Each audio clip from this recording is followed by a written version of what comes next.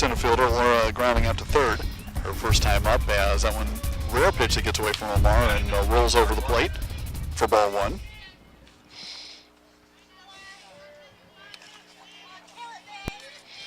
Moorpark's pitcher, Danette Omar, was throwing very hard between innings. They're coming in a little bit low. Gorman liked the look of that one, but couldn't connect. Swing and a miss, 1-1.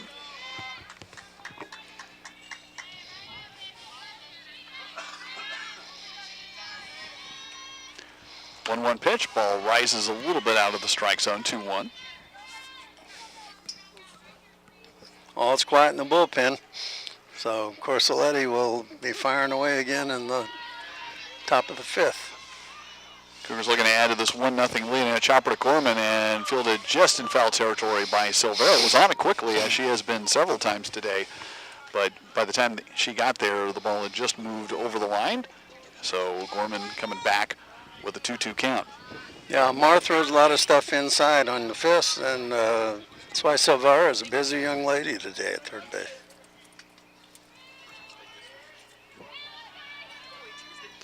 2-2. And a little high again, just above the belt, full count. Leadoff runner in the fourth inning. Again, Cougars scoring last inning on the RBI single by Krim Matsutani, scoring Jasmine Singh.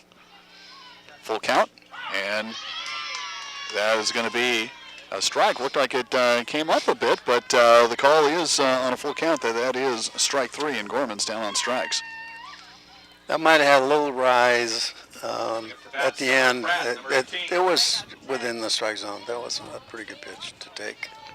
Summer Pratt, the designated player, struck out looking last time, gets around this one, sends it well deep, but foul over the retaining fence for strike one, and a long strike one at that. Very good. Got the barrel of the bat on that. That's what you want to do. You want to get out in front of that riser especially. Mentioned Summers, the DP today, plays third base and catcher, a sophomore out of Paso High School, and is going to rip this one hard to shortstop, where it's picked up by Cartwright, thrown across over to Lewis, and there's two down. Notice Lewis is wearing a mask I don't mean like a Batman mask or anything, but no, to protect probably.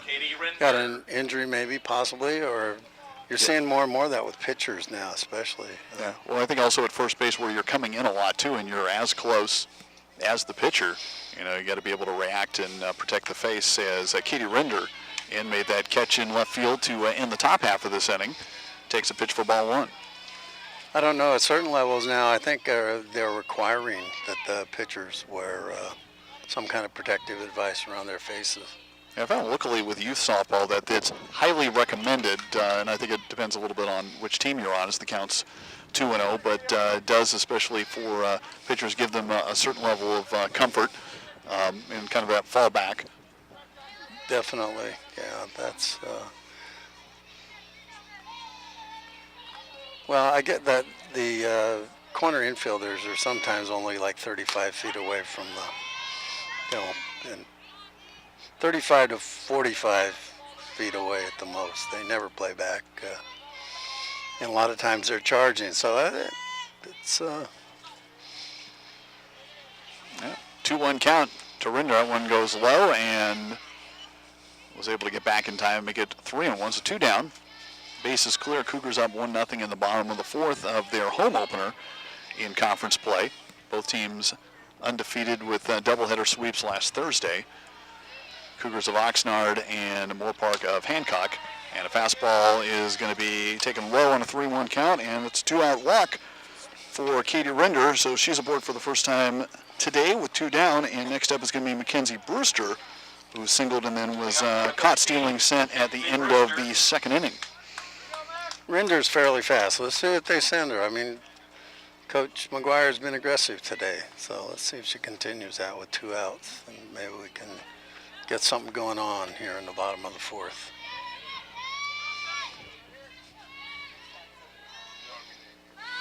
First pitch, runner does go. Here comes the throw from Checky, and not quite in time as Render was able to slide under the tag, being applied by Cartwright. So in this case, the Cougars do come up with a successful stolen base. So a runner in scoring position with two down, and a 1-0 count to Brewster. Yep, that throw was to the first base side. She took a swipe and apparently missed her, according to umpire Duclos, doing the bases out there.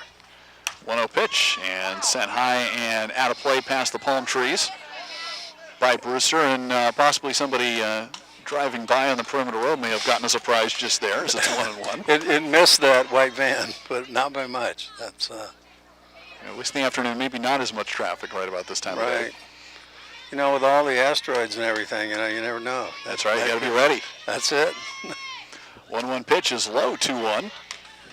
And Rinder will move back on over to second, so 2 down. 1-0 game, bottom of the 4th inning.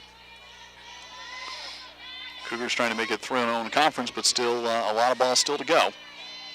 2-1, and this one's slap foul by Brewster, 2-2.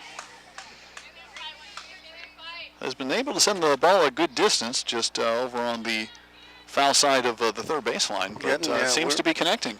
We're pulling a lot. I don't think we've had anything to the right side, maybe one to the right side. So we're getting around on her, but they're inside. They're not on the barrel of the bat. Yeah, I think the only thing really to that side was the base hit by Singh, and that's about the only thing I can remember. 2-2 pitch, and it is a cold strike 3 on Mackenzie Brewster, second strikeout of the inning for Amar. So the Cougars do get a runner aboard and as far as second base, but that is it. We are done with 4 full at Cuesta Field, and the Cougars continue to lead the Raiders of Moorpark 1-0. We'll be right back with more Cuesta softball action after this short commercial break.